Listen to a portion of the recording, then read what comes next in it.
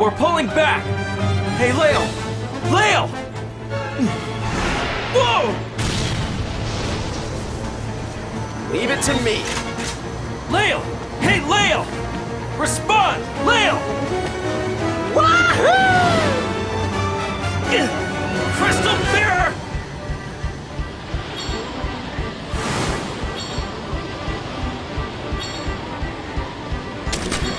How's that?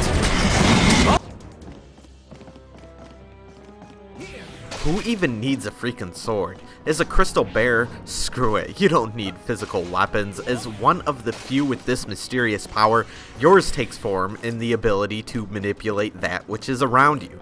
Telekinesis, essentially. Handling very much like the whip from Dawn of Mana, a game which no one has played. You target enemies with the Wii remote and jerk them to the side. Assuming that you know what you're doing, hopefully you'll eventually manage to stun them and then perhaps even launch their dying carcasses into the surrounding attacking enemies. This is real-time action and not turn-based like you may be used to.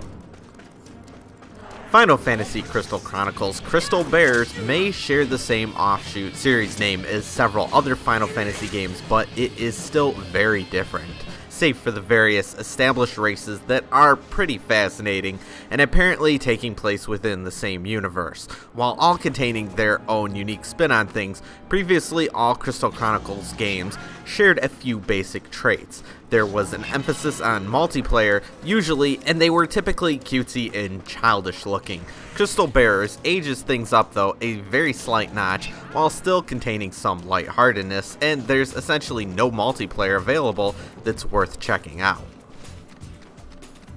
I really like the established world within this game. There are 4 established races, as with the other Crystal Chronicles games. They are the Clavats, Lilties, Selkies, and the Ukes.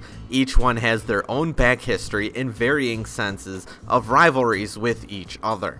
While all humanoid races, the Ukes stand out the most in the adventure this time around. They are magical beings bound to pieces of armor that were supposedly annihilated a long time ago. They were never trusted and considered evil by all the other kingdoms. Well, out of nowhere, another Uke has appeared. This creature has been summoning demons to attack the main character Lael as it collects the various power crystal shards for potentially very nefarious purposes. And of course, meanwhile, it's not like the other kingdoms are entirely pure either. Like any well-built story, be prepared for political intrigue and backstabs.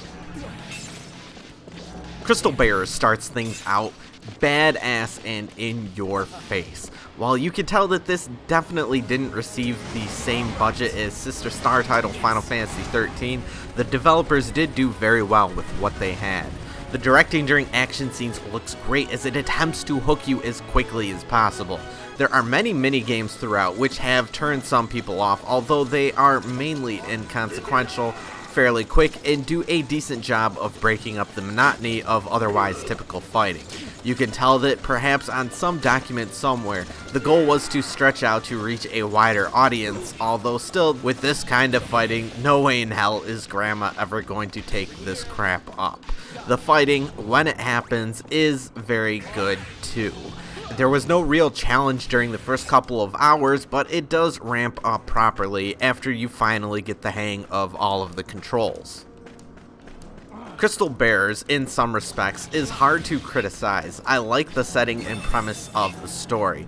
Main character Lael is pretty cool, has some attitude, and never starts crying about his life. He's technically 14, I guess, but it is more or less an ambiguous age. When the action gets good, I enjoy it. I kept wondering what would happen with the story and with all of the characters.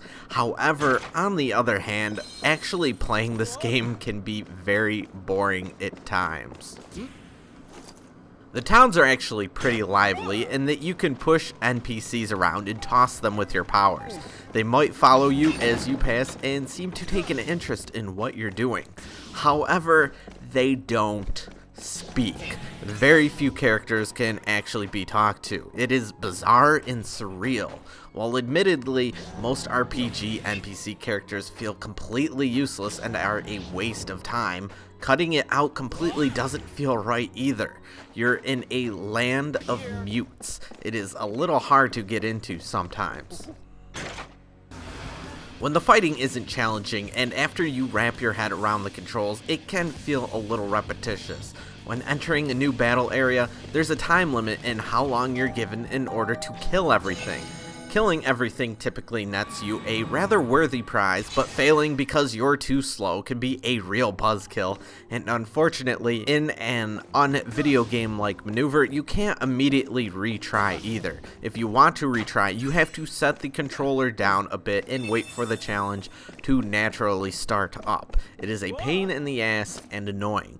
What is also kind of bizarre is that most of the fighting in this game can be skipped. You might leave yourself a little gimped for the final battle, but overall, for being an interesting gameplay system, it's very underused. Now for the true pain in the ass. First off, Crystal Bears is arguably kind of casual, at least compared to some of its peers. When you're playing this, it's not because you want some hardcore roguelike that's been mathematically constructed to be horrible to nearly everyone except for the few and the insane. The annoying part here is that there is just no map.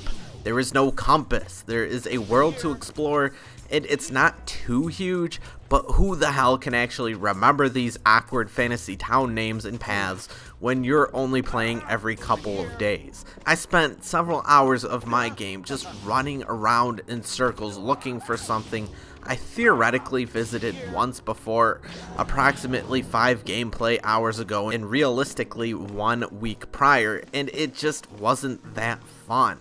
The game is good at its best, but it's really not that engaging, and it's not a title that has the legs to last for a very long time. There are clues here and there for finding your way around and to find out what to do next, but the user interface in this regard is severely lacking when keeping in mind everything else that this title is trying to achieve. Other moments are weak as well. Some of the traveling, even when I did know where I was going, felt slow. Chocobo riding is cool, but you can't read direction signposts or open up treasures when riding, and they'll run away the moment you get off in an attempt to find your bearings. The secondary characters are kind of one-dimensional and cliched. There's just not enough clever combat. Despite the decent setup, there are a lot of qualities that drag it back down to average. I had fun with Crystal Bears. The game is only about 10 hours long, and that is factoring in the mindless wandering, but it feels complete with that. Most story segments are straight to the point. Unfortunately, the entire experience is pretty much completed with 10 hours as well. Of course, there's a whole host of useless collectibles and achievements that you can hunt after, but is this really the game of all games out there to go totally insane over? No, not really, considering that it is just kind of average. Crystal Bears makes a good rental unless you just love buying and collecting all things Final Fantasy, and I'm sure there's a few of you out there. Final Fantasy Crystal Chronicles Crystal Bearers for the Nintendo Wii receives a 6 out of 10.